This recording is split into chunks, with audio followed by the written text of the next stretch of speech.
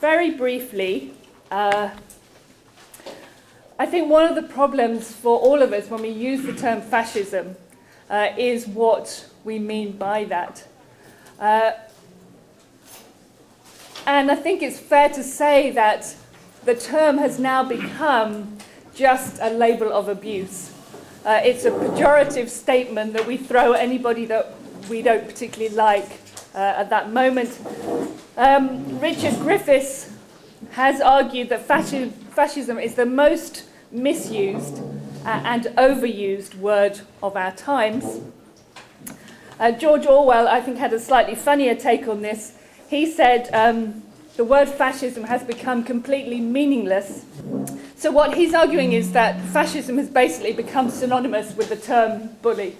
And we could just use the word bully for most of those attempts to be pejorative to a particular group. I'm sure the list is not exclusive, but it seemed to me that nationalism, authoritarianism, the leader principle, single-party state, economic corporatism, militarism, masculine heroism, social Darwinism, indoctrination, anti-intellectualism, that there were some broad tenets that we could identify. And some people, like Roger Griffin, have gone on to try and produce what they call a generic fascist ideology.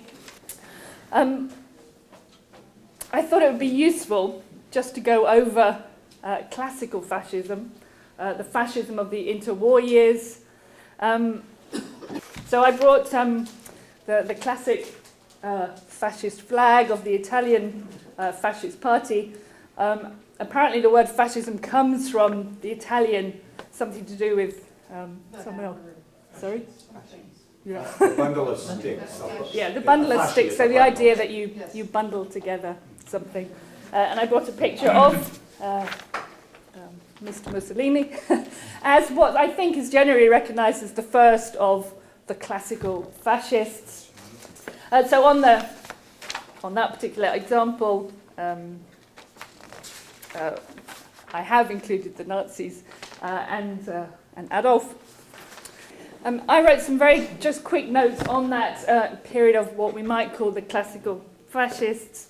It obviously emerges with or during the period of social and political unrest following World War I.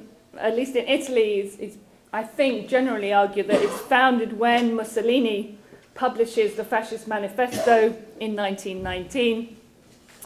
And then after Mussolini's successful march on Rome in 1922, the German Nazi leader Hitler then starts presenting Nazism as a version of Italian fascism.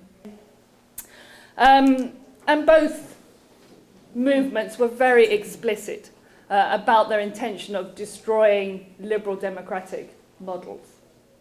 I thought it was also important to mention that there are, at the time, many other movements other than the ones we tend to think about. We've talked about Falangism in Spain and in parts of Latin America, so in Peru and Bolivia. Austrofascism, or what's sometimes called the Fatherland Front. The Iron Guard movement in Romania.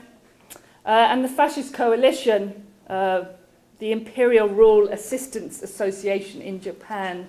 So although we tend to talk very quickly about Italy and Germany, it's obviously a much wider movement and process at the time. So just to move on to the silence of the left and recent analysis of what might be fascism. A lot of the discussion of fascism today comes back to this point that it tends to define fascism as a political or ideological form, largely abstracted or divorced from questions of political economy. Overwhelmingly, it is discussed as a political or ideological form of rule or system of rule. And I would argue that from a critical or from a leftist position, we can't simply understand fascism as a political or ideological form, but more specifically, that it's directly associated with major organizational changes within capitalism and within class rule. Meyerson and Roberto have a good piece out in a recent edition of Socialism and Democracy, which argues that fascism and fascist processes, this is a quote from them, are a property of capital that waxes and wanes with major organizational changes in class rule. So we can see that, and this was Trotsky's argument, but repeated by Sweezy as well, that the germ of fascism is immanent within capitalism. That it emerges in particular crisis situations, for example, the crisis of the 20s and the 1930s, when Europe itself is plunged into financial crisis, the Great Depression, world wars, which themselves reflect a deeper crisis of capitalist accumulation.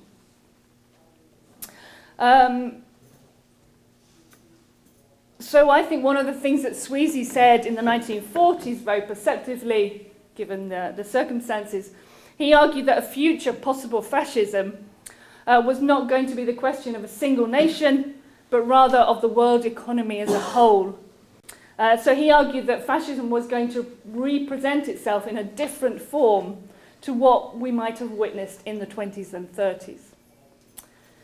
And it seems to me that most of the recent literature on fascism that comes out of the mainstream or from liberal thinkers overlooks this aspect of political economy and changes within capitalism. You could look, for example, at Naomi Wolf's The End of America, Chris Hedges' popular book, American Fascists, The Christian Right and the War on Terror, are abstracted from questions of political economy. This is not related to questions of changes within capitalism or class rule. It's presented to us as a political or ideological notion.